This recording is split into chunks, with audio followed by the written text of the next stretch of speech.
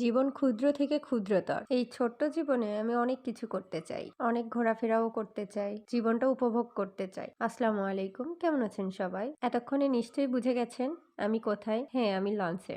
কোথায় যাচ্ছি?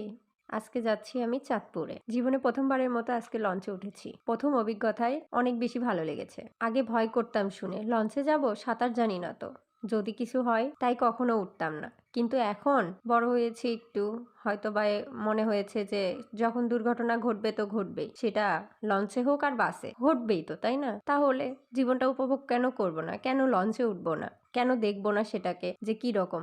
ভয়টাকে কেন সারাবো না? তো এই কারণে লঞ্চে উঠে দেখি বাসের থেকেও অনেক বেশি সুন্দর। বাসে শুধুমাত্র একভাবে বসে থাকতে হয়, ঠিক মতো নড়াচড়া করা যায় না, কিন্তু লঞ্চে তা না। আপনি যখন ইচ্ছা উঠে দাঁড়াবেন, ঘুরবেন, মানে অনেক সুন্দর পরিবেশ, একদম বাড়ির মতো, যেখানে সবকিছুই আছে। দোকান, ওয়াশরুম, আপনার হচ্ছে খোলা ছাদ, অনেক সুন্দর, মোটামুটি একদমই বাড়ির পরিবেশ। এবং কি কেবিনে নিলেন তো সেখানেও একভাবে আপনার পরিবার সহ থাকলেন, কোনো সমস্যা নাই যে অন্য কেউ এসে ডিস্টার্ব করবে, এইরকম না, এত সুন্দর।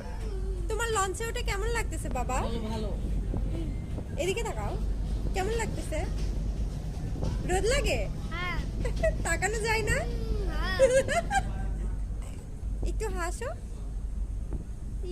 আমি আমার পরিবারের সাথেই ঘুরতে এসেছি, আমার গ্রামের বাড়ি। লঞ্চে উঠে আমার তো অনেক ভালোই লেগেছে। আপনাদের কাছে কেমন লেগেছে প্রথম লঞ্চে ওঠার অভিজ্ঞতা আমার সাথে শেয়ার করবেন।